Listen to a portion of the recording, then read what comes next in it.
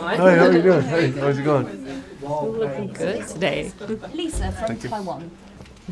Very human. Okay, Not good. robot Good. at all. Well, lucky. It must be tough to talk and act or do anything as slow as possible, right?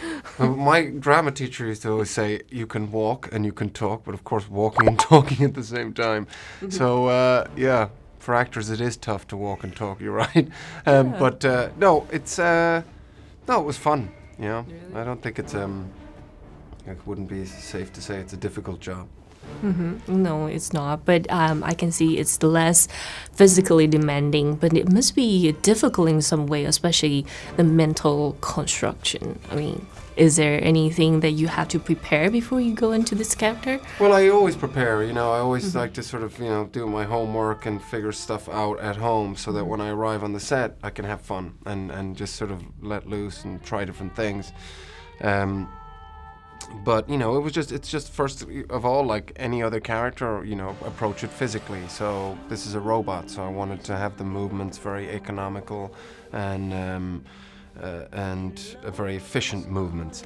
Just like if I was doing a farmer, I'd be like, okay, if somebody who works with the land all day is going to have a different physicality to somebody who sits in an office working on a computer, for example. So just approach it the same ways. And then about motivations, these are all kind of boring things. Why somebody does something, what they want from something, how they go about getting it. And then just, you know, put together the character.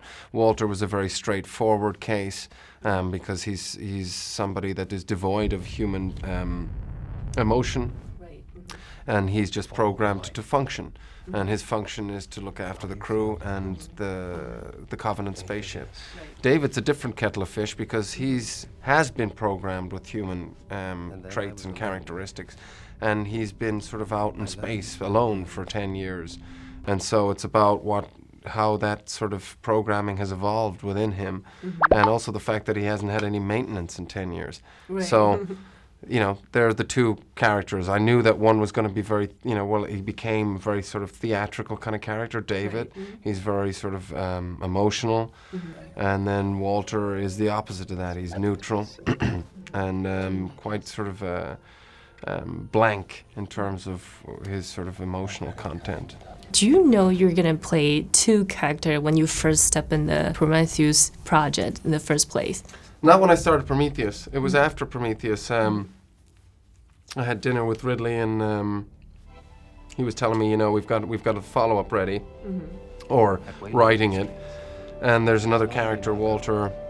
He's another AI. You'll be playing two characters, and that was sort of, you know, it was early on I found out that information. Once I knew that we were going again. So what was your reaction to know that you're going to act with yourself I was like, okay. and kiss yourself? Hopefully, I didn't know that was going to happen, but you know, I thought, okay, well, you know, this is, you know, hopefully Walter's written well, and hopefully I can find a distinction between the two, and thankfully that was the case. How was that happen? I mean, the kissing scene with yourself. How does it happen? Yeah.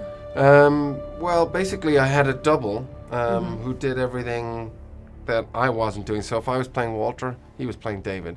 If I was playing David, he was playing Walter.